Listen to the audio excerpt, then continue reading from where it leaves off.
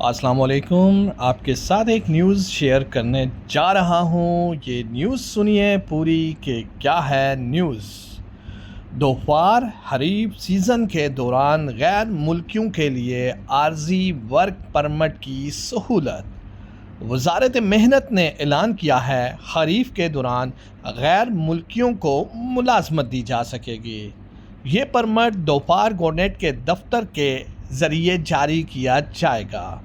کاروباری حضرات عارضی ورک پرمٹ کے ذریعے مزدور رکھ سکیں گے۔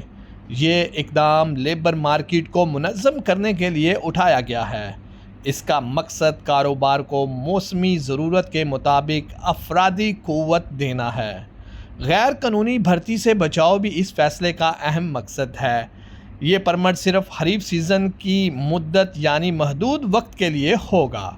کاروبار خریف میں قانونی طور پر افرادی قوت حاصل کر سکیں گے۔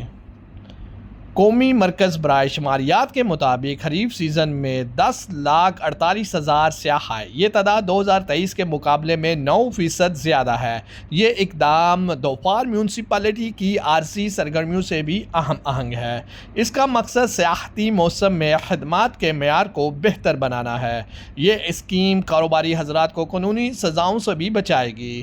غیر قانونی بھرتی کرنے والوں کے خلاف کارروائی سے بچاؤ ہوگا۔ یہ اقدام سیاحت کے شعبے کی ترقی کا بھی حصہ ہے۔